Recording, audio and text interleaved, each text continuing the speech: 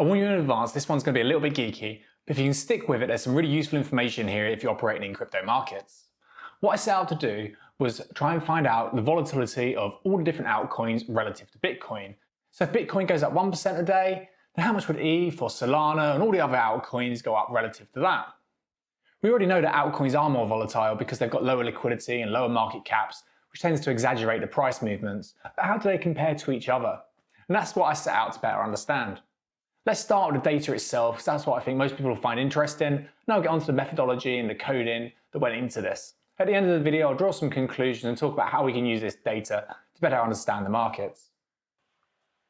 Okay, this is my blog. Let's dive into the crypto market volatility list. So we can see that the BTC perp market on FTX has a 1.01 beta. This means that the perp is roughly moving in line with Bitcoin, as you'd expect. There's just a little bit of premium on top of that probably. Ethereum has a beta of 1.29. This means that if Bitcoin moves 1%, Ethereum is likely to move 1.3%. Bitcoin and Ethereum don't always move in the same direction, but for the most part, and especially on big moves, they're very correlated. And the same goes for the rest of the market. Everything tends to follow Bitcoin. These are ordered by the 24-hour trading volume. And next we have Solana, which has a beta of nearly 2%. That's almost double Bitcoin. So if you're thinking of this from a risk perspective, your risk from holding Solana is almost double what it is from holding Bitcoin, but so is the potential upside. BTC USD is exactly 1, that's because I used that spot market as the base for this. AVAX is 2.38, Doge 1.79, Matic 2.07, Luna 2.39. Luna was one of the really interesting layer ones, had high volume, great fundamentals, and this really strong beta. Solana we've already spoken about. This market's slightly different again because it's a spot market rather than the perpetual futures market which trades at higher volumes. Near Protocol 2.53. Then we've got SandPerp, which is a futures contract for the Sandbox token. That's 3.45. That might be high because of the Metaverse narrative we've had recently since Zuckerberg announced that they're changing name to Meta and that's their core focus. We've got Polkadot at 1.87, ADA at 1.4, BNB at 1.34. That was one of the lowest betas for an alternative layer one. I think that's partly because it's seen more as an exchange token rather than just the focus on Binance Smart Chain. Ripple at 1.41, EOS 1.6, Link 1.78, Litecoin 1.6, Atom 2.17, Gala 4.66. I think that was a relatively new token, so there's not as much data going into that. I've done this over a 90-day period. I don't think there was a full 90 days for the Gala token. Sushi 1.99, Mana 3.79. Mana's also getting that same kind of metaverse narrative effect. Phantom at 2.68, Curve at 2.65, another project that has really strong fundamentals. Eagle 2.16 and FTT 1.47. I'll leave it there. There's over 100 altcoins there to scroll through and take a look at if you're interested in the blog post. Now let's talk a little bit about the code and methodology. I'm going to jump into Visual Studio Code here just to better present the code.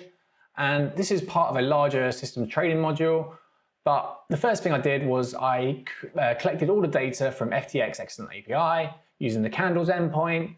The resolution here, I was using the daily candles. And then once we collected all that data into the data store, then we have the set betas module. And what this is doing is it's looking at all this data. First of all, for Bitcoin, it's taking the daily low from the daily high and dividing that by the daily open price. And that gives you a kind of a percentage of the movement. So between Bitcoin's daily low and its daily high, that range, how much is that as a percentage of the opening price? We then do the same thing for all the altcoin markets, and then we compare the two. So I got this set to 90 days, and we're looking back over that period in the array and comparing the range percentages. I have this formula here where the altcoin range minus the Bitcoin range divided by the Bitcoin range plus 1 gives you that differential percentage.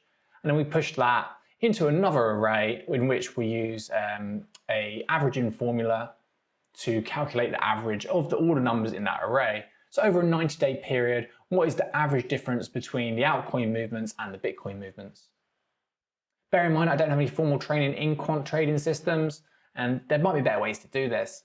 One thing to note is that this doesn't take into account the actual direction of the trade, it's only looking at the range. So why is this data useful, and how can we use it to better understand the markets? Well, if you're following crypto market cycles, then you want the exposure to the highest volatility assets when the market's going up. It's the high-risk altcoins that really outperform during these periods. When the market starts to get too frothy or you're going for a market downturn, that's when you want to either have no exposure and sell out to US dollar, or you want exposure to the lower volatility assets. You want a higher percentage of your portfolio in more stable assets like Bitcoin.